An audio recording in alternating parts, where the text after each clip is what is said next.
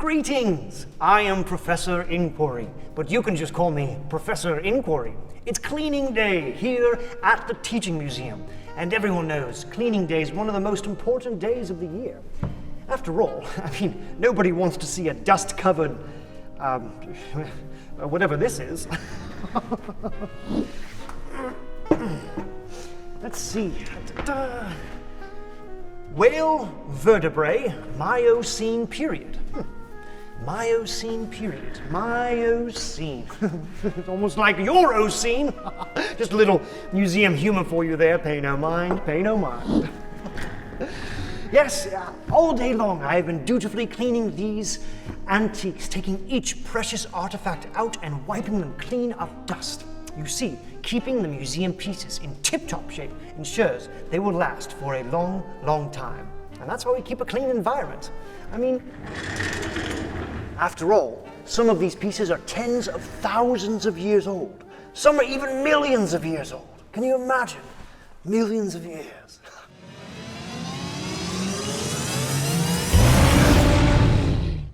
Whale vertebrae, check.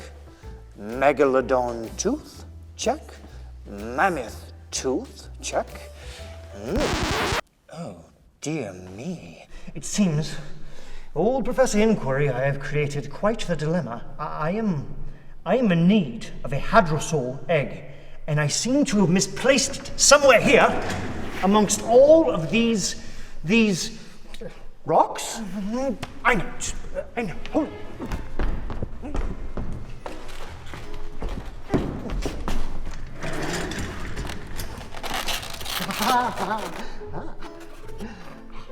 There, that will suffice until I can decide which one of these is the egg in question. Calling Professor Inquiry. Professor Inquiry, can you hear me? Over. Yes, Dr. Peter Zabossi, it's Professor Inquiry. You're coming in loud and clear. Yes, I was calling to let you know that you'll be receiving another hadrosaur egg from our dig here in China. It should be coming by special courier any day now. Excellent news, excellent news.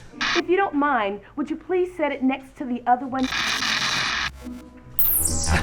Of course, Doctor. I'm happy to assist. Professor, why do you have a dozen eggs in your hand? Eggs? What eggs?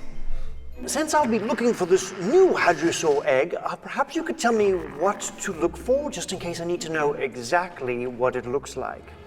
Well, Professor, it will most certainly be bigger than that little egg you have in there right now.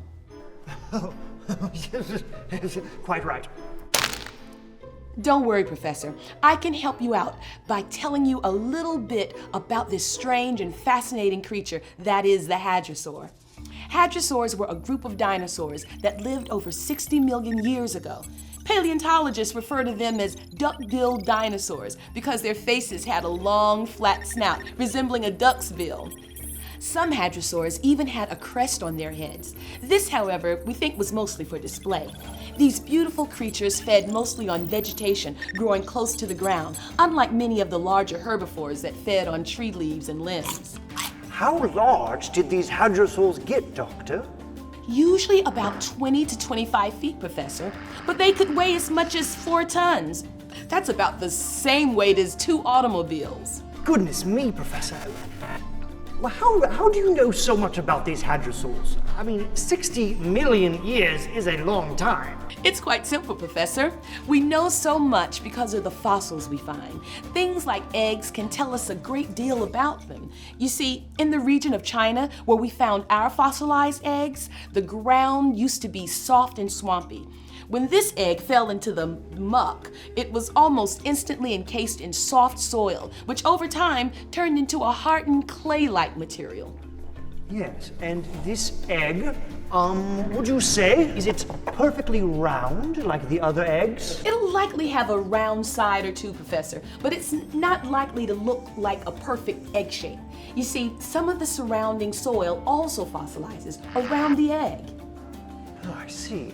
And this egg, which is not perfectly round and would have some fossilized material clinging to it, and would eventually birth a baby that would grow as big as 20 feet long and weigh as much as 2 cars, would it look something like this? Congratulations, Professor, you found it. Oh, poor little fellow. He didn't grow up to see his friends go extinct now, did he? I just wonder, Doctor, just why did these little dino ducks go extinct in the first place? Well, Professor, there's several theories as to why the dinosaurs became extinct. What we do know is that their environment changed suddenly and dramatically. After that, they just couldn't survive on Earth anymore. Their environment, you say? Yes, their environment. There are many things that can affect the environment in negative ways. It could be something out of our control, such as a meteorite, or it could be something we can take care of ourselves, like wasteful trash and pollution. Speaking of which, Professor, you might want to take a closer look at your environment, or you might go extinct too. I see your point, Doctor. Thank you for the lesson on hadrosaurs. Now, if you'll excuse me, I need to go fetch a waste basket and clean up all this mess pronto.